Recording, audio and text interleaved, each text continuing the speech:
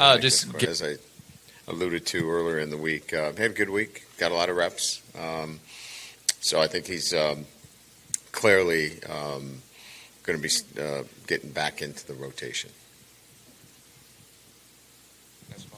It seems like you kind of like to do that when a guy's coming off of injury, maybe not just throw him right back into a starting lineup. Is that kind of the thought process usually with a guy working back into things slowly?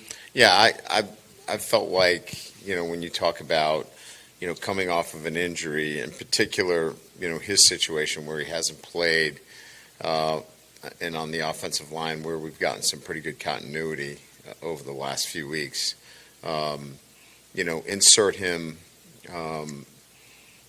as the game kind of unfolds. And all the guys that we've done that with, Amani Goodwin, have come back without any setbacks. So something that I think has been met with, from Bo's perspective, approval, and it's worked out pretty good. Coach, what about Jaden's progression? I remember earlier in the year you said you wanted him to get the ball out quicker. Now he's been a way better passer the last few weeks. How have you seen him kind of grow and prosper the past couple of weeks? A lot of it is technical. Certainly we've talked about, in my last few times in front of you guys and gals, that it's seeing it, but a lot of this is technical too, right? It's the proper footwork. It's being in the right position to throw the ball on time. I think the best illustration is the 2-point play. He didn't make that throw earlier in the year. He would not have made that throw. This is a combination of, technically being sound, tactically understanding what's going on, mentally being in a better position because he's so much more confident. And let's not forget, he's put on about, since he's gotten here, about 15 pounds physically. So, his preparation is so much better, as the season has unfolded. Coach, is there an update on Seven Banks? Yeah, so that's a kind of a week-to-week situation. He's better. He's been in conditioning, but I can't offer you anything else other than he feels good. He's got full mobility and flexion, but that is a determination that's being made based upon MRIs, which he's scheduled to get another one here. I don't know if it's Tuesday or the following Tuesday, but he's made similar progress that Major Burns has made. Yeah, I guess coming off of a pretty emotional weekend, now you've had a full week of practice to kind of just see how the guys respond in this kind of situation. Just how have they responded? Have you seen that focus in preparation this week? Yeah, we won't have any excuses for this being anything else but performing against a really good Arkansas team. So our preparation has been good. Our attention to detail, all the things necessary to go on the road in the SEC and play a really good football team. So our guys understand what's at stake, but they stayed focused on the right things, and that's the things they can control, right? They can't control anything else but their preparation. They did a nice job. Coach, do you think you guys are going to try to attack the Arkansas offensive line? It seems like they struggled a little bit against Liberty last week. Well, I think, controlling the line of scrimmage is always, part of any game plan. And certainly I think they have an outstanding center. I think central to what they want to do is run the football.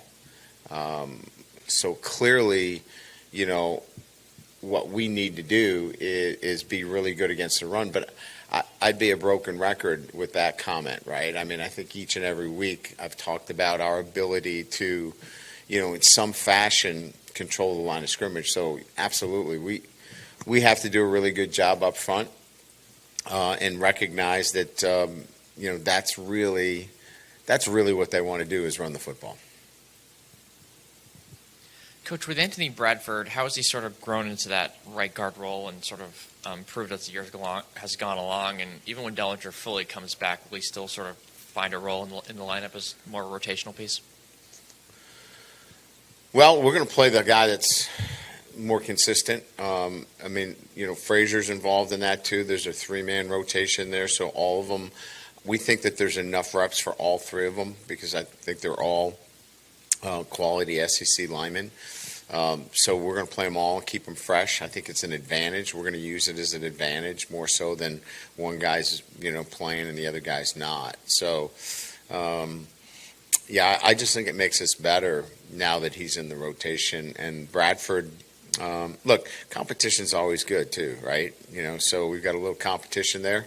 We can lean on them a little bit if we don't think that they're practicing up to the level that we set. Can ask them to stand over next to me, and that gets their attention a little bit better. Coach Kelly right here. How are you going to keep the fire lit under these guys during the final stretch of the season? Well, if they're asking me to keep the fire lit, we're in trouble. This is really about, I've never been a guy that subscribes to the theory that it's my job to motivate them. It's their job to motivate themselves. And so building that kind of intrinsic motivation through their preparation is my job. I need to prepare them. That's my job. And through preparation, they'll build confidence that they're ready to play. But if I got to go give rah-rah speeches and do all that kind of stuff, we're going to be an up-and-down football team. And that hasn't been the case. And so we'll continue to work on their preparation. We'll continue to work on the things that are, important to,